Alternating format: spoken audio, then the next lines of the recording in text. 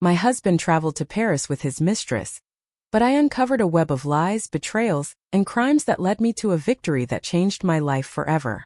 On my 70th birthday, surrounded by children, grandchildren, and friends, I believed I was living the prime of my life.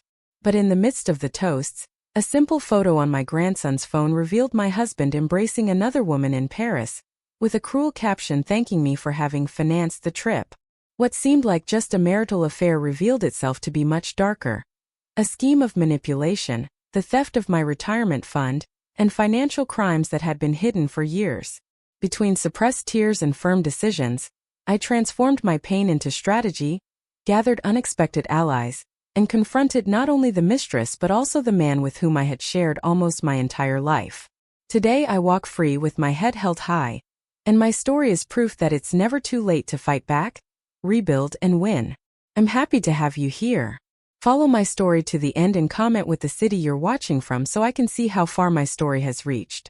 The room was warmly lit, reflecting the soft gold of the candles on the smiling faces of my family. I, seated in the center, observed every gaze and felt a quiet pride for all that I had built. When I raised my glass to speak, I noticed my voice trembled, not from insecurity but from gratitude. I told stories from my youth, of the hardships overcome alongside Douglas, and I saw my grandchildren laugh at tales that might have sounded like legends to them. The sound of laughter mixed with the clinking of glasses, creating a melody that seemed to seal that moment as perfect. As I spoke, my memories paraded before me. Our wedding day, the birth of our children, the moves to new cities, every victory and loss shared.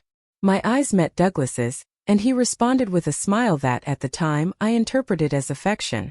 My eldest grandson, sitting nearby, held his sister's hand to calm her, perhaps sensing that the speech was more moving than it appeared. When I finished my words, I heard spontaneous applause from every corner of the room. I felt whole, as if that moment were the culmination of 70 years of a life well lived. I hugged each grandchild, breathing in the sweet scent of childhood that still seemed to surround them. My daughter Raquel, with teary eyes, told me I was an example of strength and love. The emotion was overflowing, and for a moment I forgot the small aches, as if nothing could break that harmony. I looked around, memorizing every detail. The shine of the chandelier, the sound of the glasses, the smell of fresh flowers arranged on the table. It was as if the entire universe had bowed to celebrate my story. My heart was at peace, lulled by the feeling of a mission accomplished, by the affection that enveloped me from all sides. But in the midst of the toasts, my youngest grandson showed me something on his phone that made my blood run cold. My grandson held the phone with a confused expression, not understanding the weight of what he was showing me. On the screen, a recent photo gleamed, as if it wanted the whole world to see. Douglas, my husband, embracing a much younger woman, both of them laughing under the yellowish light of the Eiffel Tower. The framing was perfect, as if designed to provoke. I immediately recognized the overcoat I bought for him last winter, now wrapped around a body that seemed so foreign to mine. For a second, my brain refused the information. It was as if the image were a malicious edit or a bad joke. But the details didn't lie. The navy blue tie I had chosen for his business trip 2 years ago, the way he held her hand, identical to how he used to hold mine. My breathing became shallow, and the sound around me faded to a distant murmur. I glanced at the caption, and the date marked that very day just minutes ago. It felt like a rug was being pulled out from under my feet, exposing an abyss I never knew existed. The laughter in the background of the party became almost offensive, as if it were ignoring the silent earthquake that was hitting me. I didn't know whether to hide the screen or stare at it, until I understood every detail. The next photo showed raised glasses, and her smile shone as if she had won some battle. In the reflection of the glass, Douglas's face appeared magnified, almost triumphant. There I understood it wasn't just betrayal. It was a display, a declaration of possession for anyone to see. The caption was a slap in the face. "Thank you for financing our trip. A toast to your retirement." I slowly closed the phone, handing it back to my grandson with a gentle gesture, as if nothing had happened. Inside, a whirlwind was forming, but on the outside, I maintained the same serene smile I had used to thank everyone for their birthday wishes. I felt the gazes still on me, waiting for me to resume the toasts or make another affectionate comment. I took a deep breath, as if savoring the moment, and used this false calm to stand up from my chair. I walked between the tables, greeting each guest, hugging family members and exchanging short words. With each touch, my body felt more distant, as if I were watching the scene from the outside, in a silent film. When my eyes met Douglas's, I felt a crushing weight, but I didn't let my expression falter. He was absent from the party, physically somewhere else, and now I knew exactly where. My golden dress swayed slightly as I walked toward the door. The voices in the background talked about desserts, music, plans for the next holiday.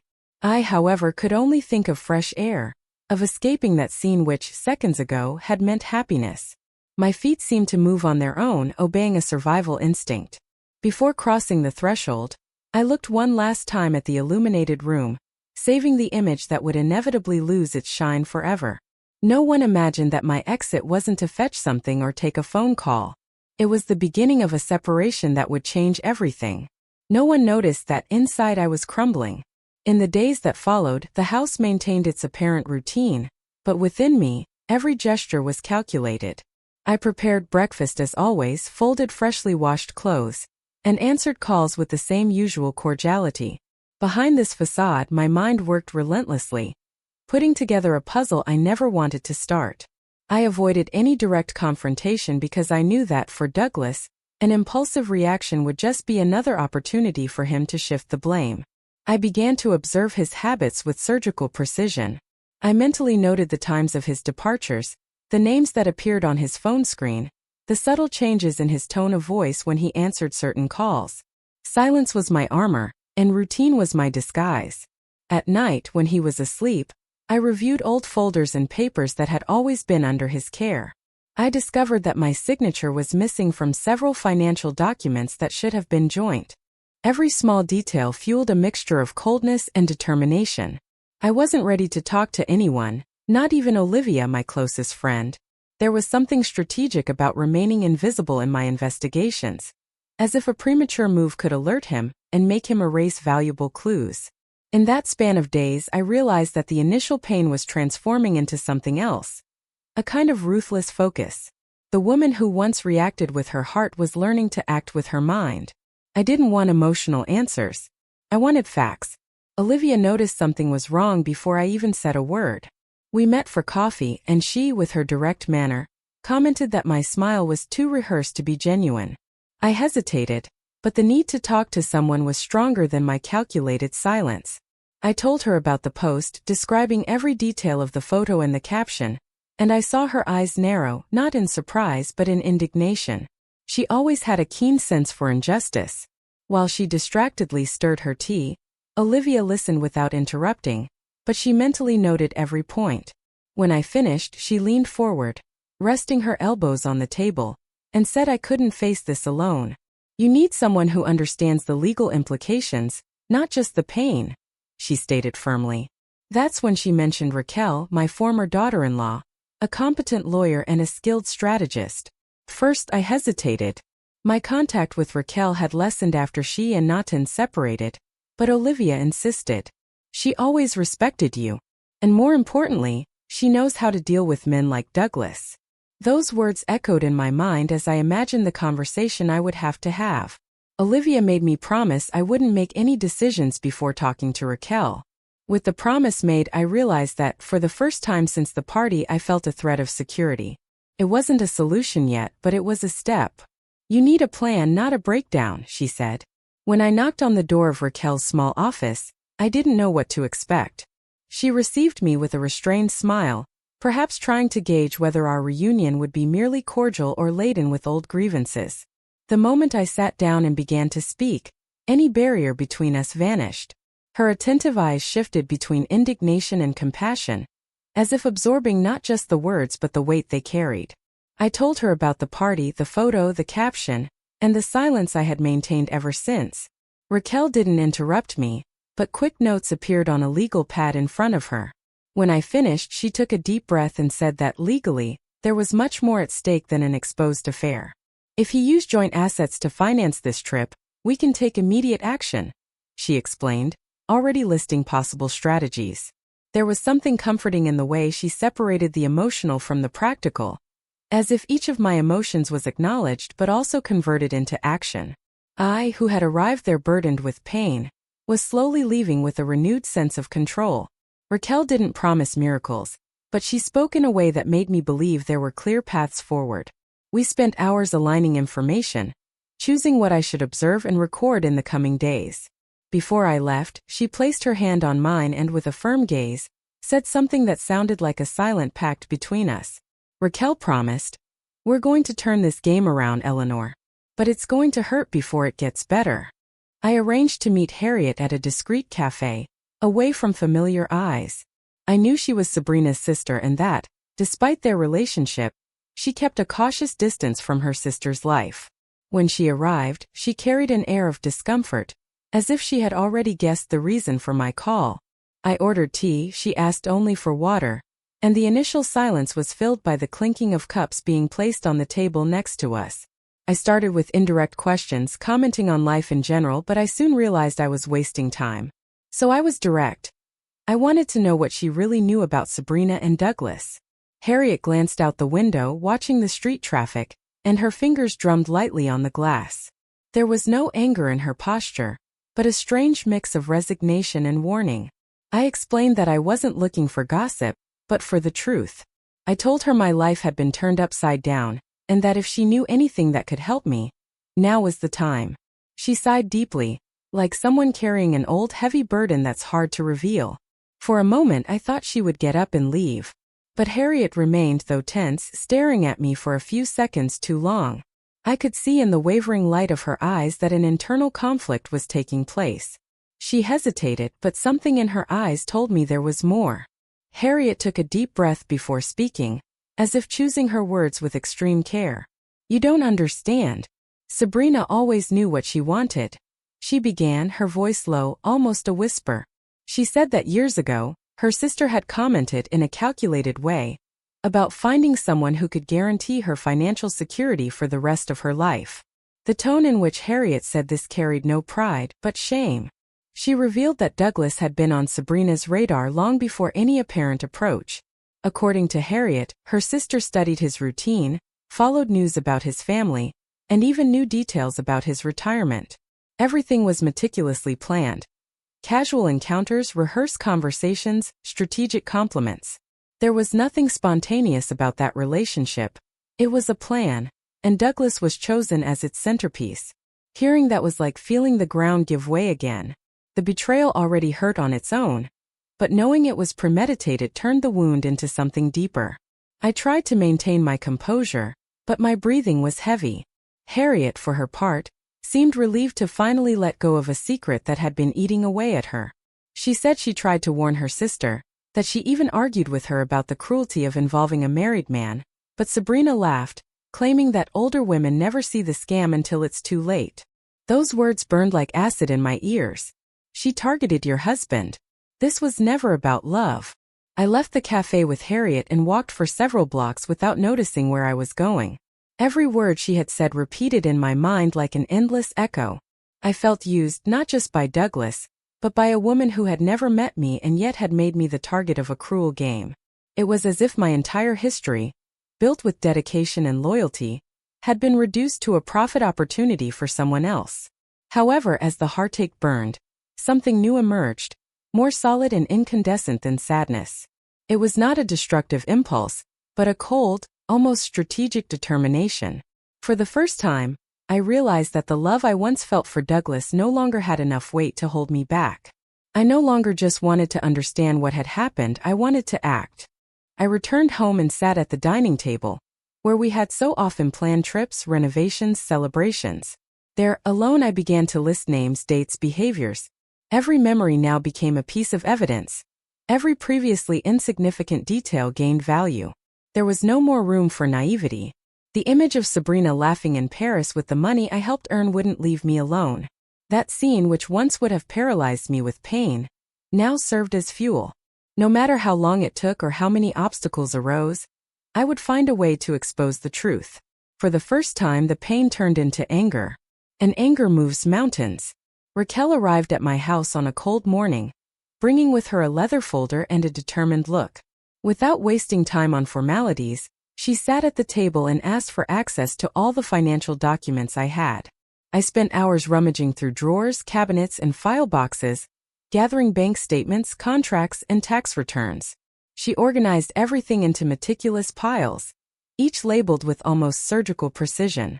As she leafed through the papers, Raquel maintained a neutral expression, but her eyes betrayed that something had caught her attention. "Did he always handle the finances alone?" she asked, and I confirmed with a nod.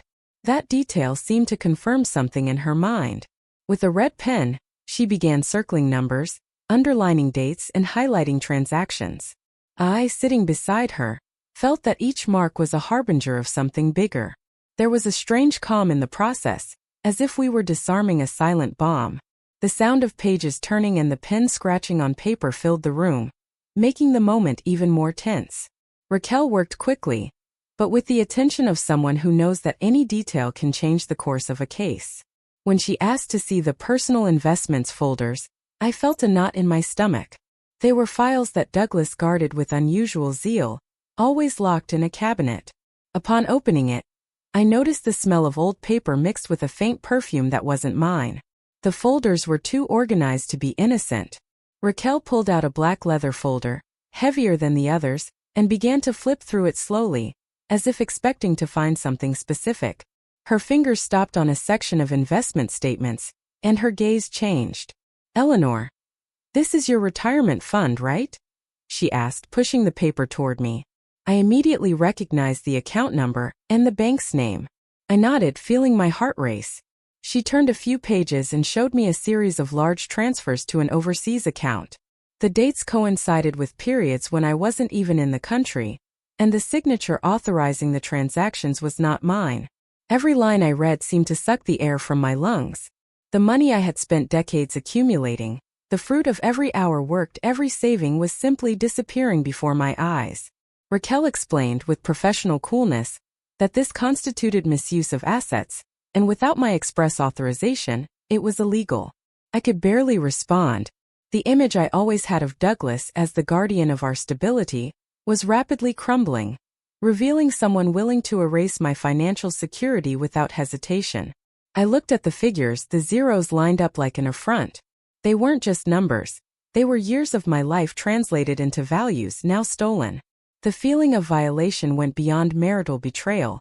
It was as if he had torn out a part of who I am. It was as if he had erased my life as a contributor with a single click.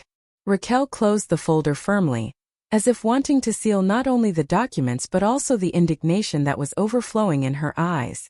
She said there was no more room for hesitation. We needed to act immediately. She grabbed her notepad and began to sketch out a legal strategy, listing possible precautionary measures and actions to freeze Douglas's financial activities. I, still stunned, watched her determination like someone watching a play whose lines are crucial to the outcome of their own life. She explained that the first step would be to gather irrefutable evidence. Statements, transfer records, certified copies of all documents showing the absence of my signature. Then we would file a court order to freeze his assets, ensuring he couldn't squander the rest of our wealth while the case was ongoing. Raquel's professional tone gave me a strange sense of security. As she spoke, I began to imagine Douglas receiving a court notice, feeling the same chill down his spine that I felt when I saw that photo in Paris. For the first time since it all began, I envisioned a path to justice, not just for me, but as a clear message to anyone who believed that women my age were too vulnerable to fight back. Raquel stood up, collected the most important papers, and promised me she wouldn't rest until we had a solid case. I just nodded, feeling that somehow I had regained some of the control he had tried to take from me. Now it wasn't just an affair, it was a crime. Raquel gained access to the old accounting office that handled Douglas's finances. The place, dusty and smelling of aged paper, seemed to have been abandoned in a hurry. Half-open drawers revealed piles of folders, and the sound of her footsteps echoed in the silence, as if we were meddling with something that shouldn't be touched. I accompanied her, helping to sort documents, while she wore gloves to handle the more fragile papers. Among tax returns and investment contracts, crumpled envelopes with handwritten notes appeared. Raquel examined each one with surgical precision, comparing data, cross-referencing numbers, and checking signatures. Some sheets had date stamps that didn't match the listed transactions. I watched her expression become more focused with each turned page. She created a kind of improvised timeline on the table, lining up receipts and statements in chronological order. Gradually, suspicious patterns began to emerge. Unusual repetitions of amounts, inverted dates that masked the origin and destination of significant sums. The air in the office felt heavier, as if each document were another piece of a dangerous puzzle. Raquel photographed and scanned the most compromising papers, carefully placing them in a separate folder. I felt my heart race, realizing that we were perhaps just scratching the surface of something much larger. Something about the receipts didn't add up. There were duplicated amounts, inverted dates. Raquel adjusted her glasses and began to separate a specific set of documents that seemed out of place. They were records of international transactions, some made to shell companies, others to accounts in countries known for banking secrecy. When she cross-referenced this data with the tax returns, the discrepancy was glaring.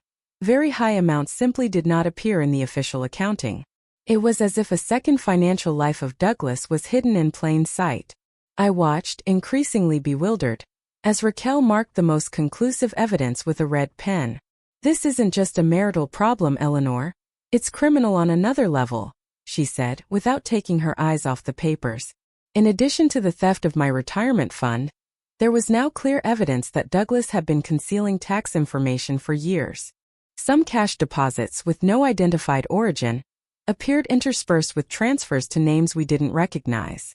Raquel suspected that part of this money was used to support Sabrina and sustain luxuries that went far beyond trips. The clarity with which the scheme was beginning to take shape filled me with a mixture of outrage and nausea. I already knew he had betrayed my trust as a wife, but realizing he was also manipulating and deceiving official bodies gave a new dimension to the gravity of the situation. The man I thought I knew was revealing himself to be someone capable of risking everything for greed. He didn't just cheat on his wife. He cheated the government.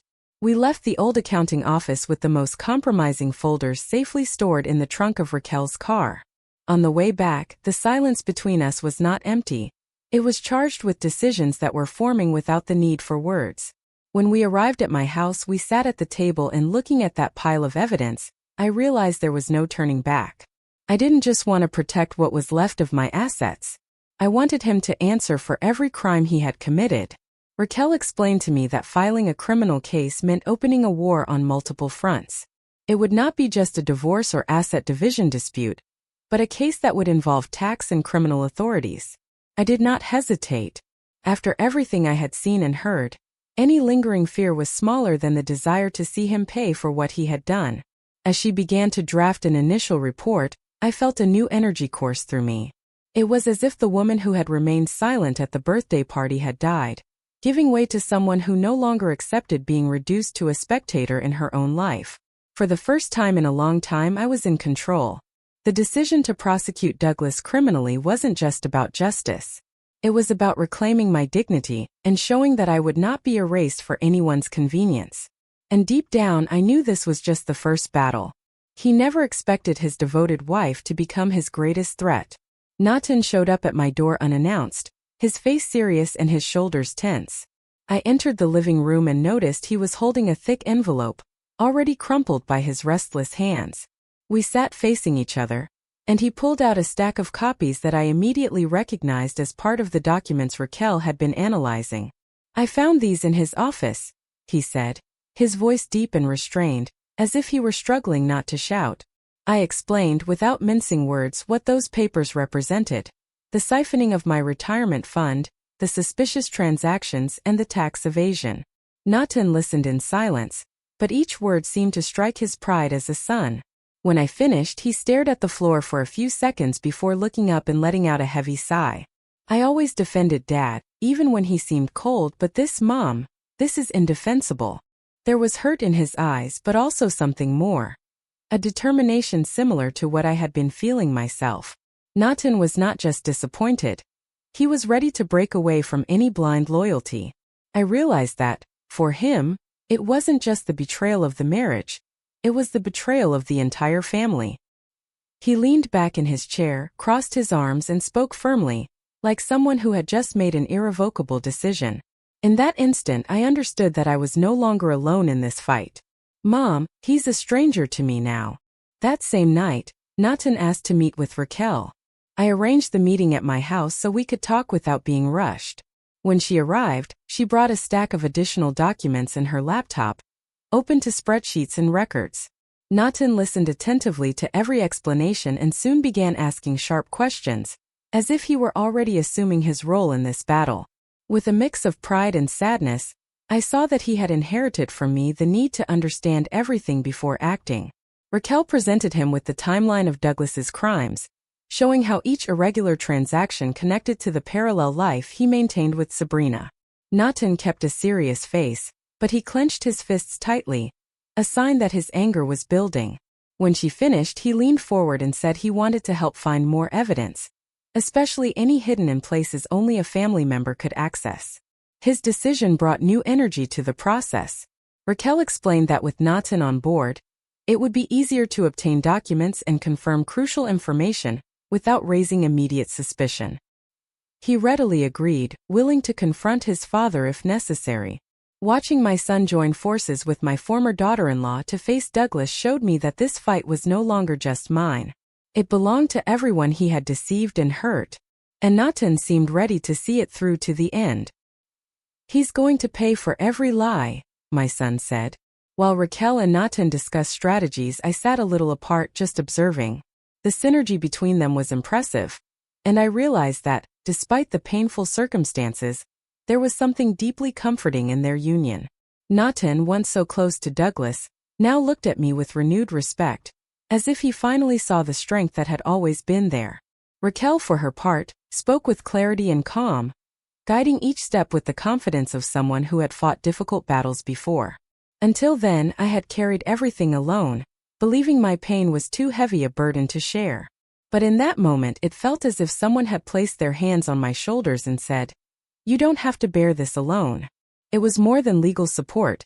It was a silent pact of loyalty and justice.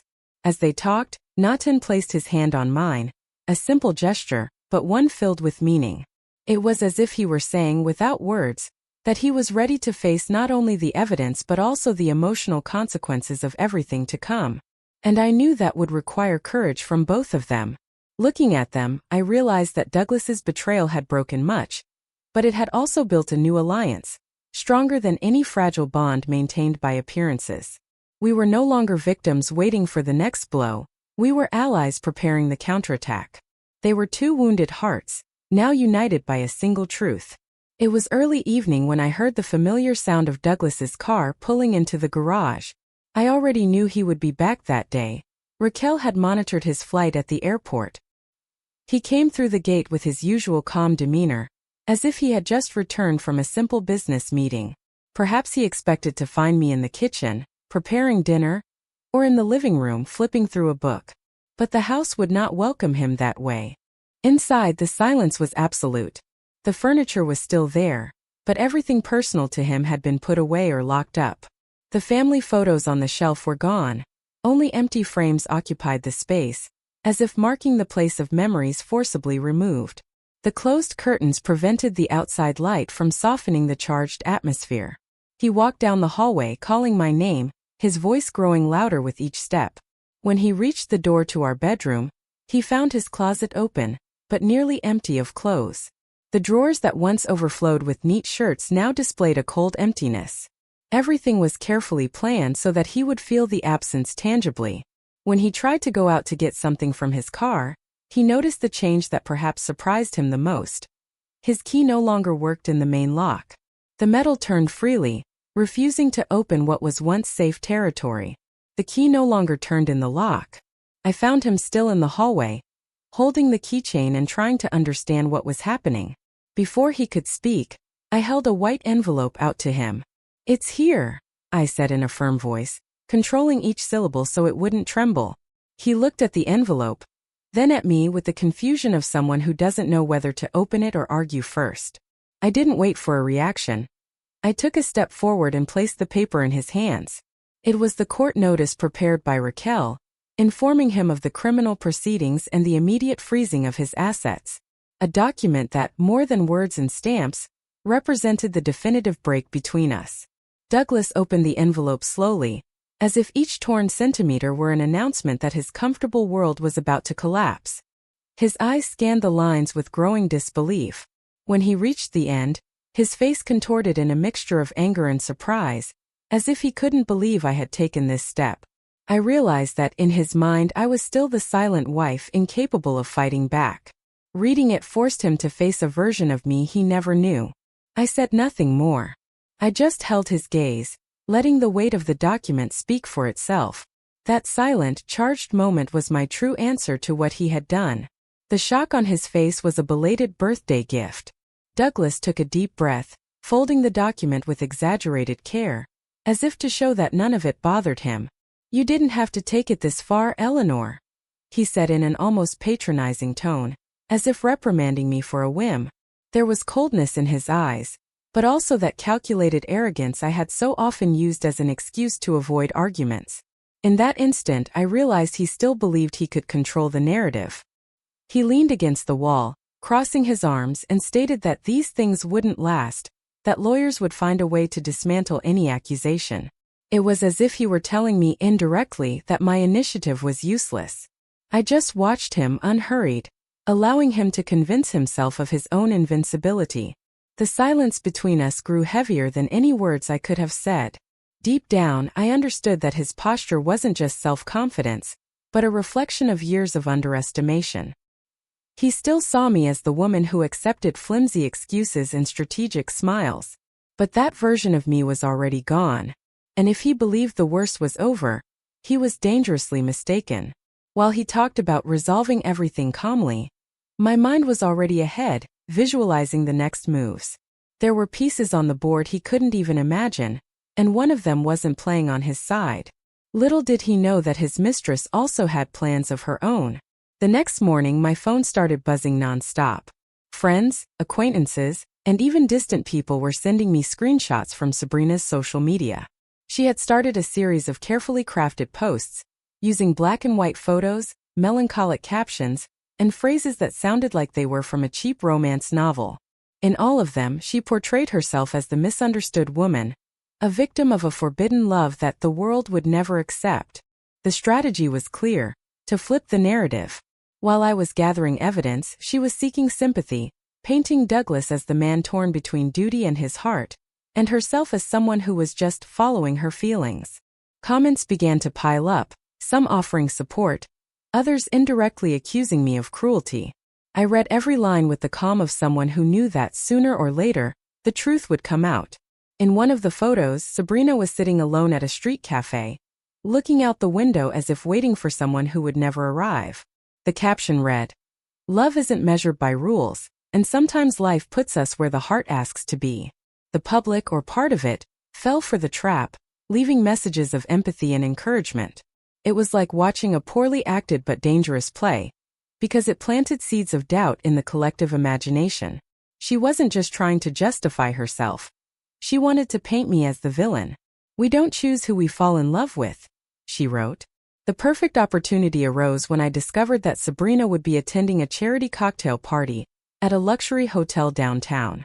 Dressed in a sober and elegant suit, I arrived at the venue with a folder in hand, discreet enough not to attract attention, but heavy with the weight of the evidence Raquel had gathered.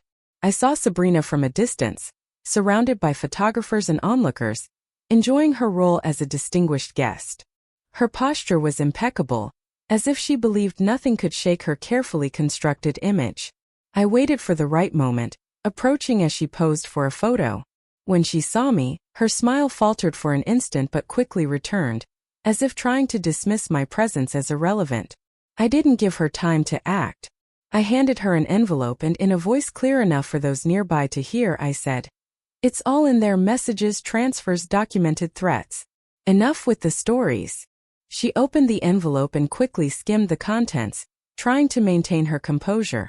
A few guests drew closer, curious, and I noticed murmurs spreading through the room. Sabrina tried to laugh, calling it a misunderstanding, but I interrupted her, holding her gaze firmly. There was no more room for ambiguity. I needed every word to be a precise blade, cutting through her victim facade. "You used my money to threaten my husband. That's a crime." As soon as my sentence echoed through the room, I saw the blood drain from Sabrina's face. Her rehearsed smile shattered, replaced by a quick glance around, like someone looking for an escape route. She closed the envelope with a sharp movement and tried to hand it back to me, but I didn't take it. With every step she took backward, more people turned to watch the scene, as if the charity event had gained a new attraction. Sabrina set her champagne glass on a nearby table and hurried toward a side exit.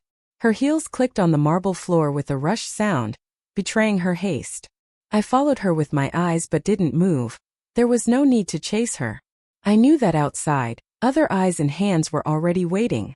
Some guests murmured, others discreetly recorded with their phones. The image of the romantic victim was beginning to unravel before everyone, and she realized it. It was evident in the way she clutched her purse to her body, as if protecting something more than her belongings. As she disappeared through the door, I felt a calculated chill run down my spine. It wasn't triumph, it was anticipation. I knew this wouldn't be the end, just the beginning of a bigger collapse. But the net was closing in and she wasn't running alone. Harriet's call came in the middle of the night, waking me with an urgency I could feel even in her rushed breathing. Her voice was more tense than ever, almost tripping over her words so I would understand the gravity of the situation. "Eleanor, she's going to flee," she said without preamble. I sat up in bed, my heart racing, as Harriet explained that she had just received a message from a mutual acquaintance confirming that Sabrina had been seen at the airport the day before, and was packing her bags today. I listened in silence as she described every detail. The large suitcases, the documents and cards gathered, and even a note left for her building's doorman asking him to forward any mail to an address abroad. Harriet spoke quickly, but her tone was firm, like someone who knew there was no time to lose. As I listened, a mixture of adrenaline and anger coursed through me. After everything she had done, Sabrina still believed she could escape scot-free, carrying what was left of the money Douglas had siphoned. It was more than audacity, it was an insult. The call ended with Harriet insisting that I contact Raquel immediately. She knew the next few hours would be decisive, and that any hesitation could be costly. "She has her bags packed. You need to act now." As soon as I hung up with Harriet, I dialed Raquel. She answered almost immediately, as if she had been expecting my call. In a few words, I told her what I had discovered, and I heard the rapid sound of keys being pressed on the other end of the line. "We don't have time for formalities, Eleanor. I'm filing for the preventative measure now," she said, with a coolness that gave me confidence. Within minutes, Raquel was already connected to the online legal system, contacting people at the bank and the courthouse. Her objective was clear: to freeze all accounts associated with Sabrina before she could transfer any funds out of the country. I followed every step via video call, watching her exchange quick messages with colleagues and draft petitions like someone wielding a sharp weapon. The clock seemed to be ticking against us, but Raquel worked with surgical precision. At the same time, she requested temporary blocks on cards and monitoring of suspicious transactions. I could feel the power of the law moving in real time, not as a distant concept but as a shield that, in that moment, was protecting me. When the official confirmation arrived by email, Raquel looked at the camera and smiled for the first time that night. "We got it. She's not taking another cent." The sentence fell over me like a breath of relief and silent triumph. In minutes, everything she had turned to digital dust. Hours later, I received another call from Harriet, and her voice now carried a mix of nervousness and satisfaction. She was at the airport, keeping an eye on Sabrina from the moment she saw her enter the terminal with 2 huge suitcases. "She didn't realize I followed her from the taxi," she recounted, describing how she stayed a few feet away, watching every move. Sabrina seemed confident, speaking on the phone in a low voice and clutching documents to her chest. When she approached the check-in counter, Harriet gave the signal to the officers who had already been alerted by Raquel. The approach was swift and precise. 2 police officers surrounded Sabrina before she could present her passport. The look of surprise on her face was almost cinematic, a mix of disbelief and anger. Harriet stayed nearby, just watching, as the officers confirmed the warrant and asked Sabrina to accompany them. People in the terminal began to record with their phones, and soon murmurs spread through the area. The woman who had portrayed herself as a romantic victim was now being escorted as a suspect in financial crimes. According to Harriet, Sabrina tried to argue, but her voice was lost in the growing buzz. Before being led away, she turned around and shouted a name, as if expecting a salvation that would not come. She cried out for Douglas, but he didn't appear. The courtroom was packed that morning, and the air felt heavy, as if everyone were breathing more slowly. I sat next to Raquel and Nathan, watching the movement of lawyers, journalists, and curious onlookers who squeezed in to watch the trial. Douglas entered a few minutes later, wearing an impeccable suit, but with a face marked by sleepless nights. His footsteps echoed on the cold floor, and even though he was surrounded by people, he seemed isolated. Sabrina was also there, a few benches ahead, avoiding looking back. Her shoulders were tense, and I noticed that the arrogant gleam she used to display had vanished. She restlessly shuffled through papers, as if looking for answers that weren't there. The judge, imposing behind the bench, adjusted her glasses and began the session with a firm voice, reminding everyone to maintain order and respect in the courtroom. As the charges were read, I felt the weight of every word. The silence in the room was only broken by the sound of journalists' pens and the distant click of cameras. I didn't take my eyes off Douglas, waiting for any sign of remorse or nervousness. But he kept his face expressionless, as if trying to convince himself that this was just a passing misunderstanding. Even so, I noticed that with every mention of the evidence we had gathered, his jaw tightened discreetly. It was the only sign that inside he knew his facade was about to crumble. Douglas avoided my gaze as if I were the judge. After hours of testimony, displayed documents, and witnesses called to the stand, the room seemed to hold its collective breath. The judge remained serious throughout the process, taking notes and asking for clarification whenever necessary. When she announced she would deliver her decision, the silence became absolute. I could hear the distant sound of footsteps in the hallway, and even the steady beat of my own heart. She began by highlighting the seriousness of the evidence. Unauthorized transfers, tax evasion, misuse of funds, and a pattern of financial manipulation that spanned years. Each word was like a direct hit to Douglas's defense. Then, she declared that the evidence not only proved financial abuse, but also revealed a deliberate attempt to deprive me of resources to ensure my independence. The final verdict sounded almost like an echo in my mind. All property, assets, and holdings would be transferred to my name. Douglas would face criminal charges for the accusations presented. I felt the firm ground under my feet again, as if a part of me, once suffocated, could finally breathe. Beside me, Raquel let out an emotional sigh. She held my hand tightly and with tear-filled eyes, leaned in to whisper something I will cherish forever. Raquel looked at me with tear-filled eyes and said, "You won."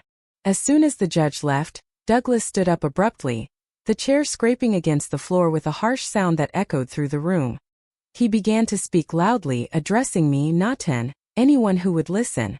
Rushed words about misunderstandings, administrative errors, and distorted versions escaped his mouth, but they sounded hollow, like rehearsed excuses for an audience that had already mentally checked out.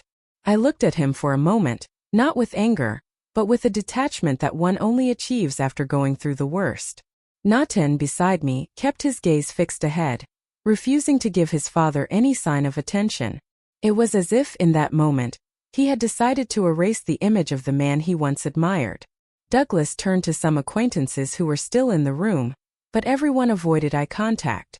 His isolation was almost palpable, and I realized that his real punishment was beginning right there. The loss of influence, credibility, and relevance. No words could break through the invisible wall that now separated him from everyone. While he was still talking, I grabbed my purse, stood up, and walked slowly toward the exit. I didn't need to say anything. My silence was more definitive than any response. Nathan came to my side, and together we left that space filled with bitter memories. The woman he had discarded now walked free, with her head held high. Months after the trial, I found myself in front of a room full of women. Some with gray hair like mine, others still carrying the energy of middle age, but all with something in common. Eyes marked by deep disappointments and unjust losses. I had decided to create this support group not just as a listening space, but as a starting point for rebuilding. With every occupied chair, I saw a piece of my own story reflected in another life. We started with simple introductions and soon the stories came. Affairs hidden for years, assets diverted, retirement funds drained without permission. Some spoke with tears, others with a tone hardened by time. I listened attentively, recognizing not only the pain but also the silent strength that sustained each one of them. I explained that this was not a place for self-pity, but for strategy and recovery. I shared my own experiences, without hiding the moments of fragility, because I knew that showing vulnerability was also an act of courage. The women looked at each other, and I realized that something was being born there. A network. As I jotted down contacts and arranged future meetings, I felt that the room carried a transformative energy. It was no longer just about me or my story, it was about a collective that would no longer accept being silenced. Every story reminded me that I wasn't the exception. I was the rule. As the weeks went by, the meetings became part of my routine, and each gathering seemed to light a new flame within me. I would arrive early, prepare the room, set out coffee and tea on the table, and eagerly await the moment when those women would enter, bringing their stories and their unique presence. The space, once silent, was now filled with voices, timid laughter, and even heated discussions about rights and paths to start over. I realized that by guiding each of them, I was also rebuilding myself. I was no longer the woman who had measured her life solely by her marriage and apparent stability. I had become someone capable of inspiring courage where there was once fear. The conversation shifted from being just about losses to concrete plans. New homes, courses, small businesses. There was a different kind of peace in my life now. Not the passive quiet I had known in the past, but the active serenity of someone who knows they are contributing to something greater. When I saw those women smiling as they recounted small victories, I felt that somehow my own suffering had found a purpose. One day, as I was closing the meeting, I noticed that no one was leaving quickly. They lingered, talking among themselves, exchanging contacts and words of encouragement. It was living proof that this group had become more than a project, it was a survival network. My suffering became a bridge for the rebirth of others. The following year, when my birthday arrived, there were no luxurious halls or rehearsed speeches, just a sunny garden, tables covered with flowers, and chairs occupied by women who had become an essential part of my life. They brought homemade cakes, simple gifts, and sincere hugs. The air was light, filled with lively conversations and laughter that came from a genuine place, without masks or ulterior motives. As I observed each face around me, I realized that this was the kind of chosen family I had never imagined having. Some had come to the group emotionally broken, and now they were here standing tall, laughing, making plans for the future. The sparkle in their eyes reflected something I also felt. The certainty that even after so many falls, it was possible to reinvent oneself. When someone called for silence to sing Happy Birthday, I felt my heart race, but with joy, not apprehension. I held the glass that was handed to me, and before blowing out the candles, I thanked each of them for being with me. Not just on that day, but on all the days of struggle and rebuilding. The toast that followed wasn't about the past, but about new beginnings. I looked up at the blue sky and took a deep breath, feeling that every sip was an affirmation of who I had become. This time the toast was just for me, and for the first time it tasted of freedom. Now, I'm curious about you who have heard my story. What would you do if you were in my place? Have you ever gone through something similar? Support the channel by subscribing, liking, commenting, and sharing this video. I'm leaving another story on the end screen that you'll also enjoy, and it will definitely surprise you. Thank you for watching, and see you in the next video.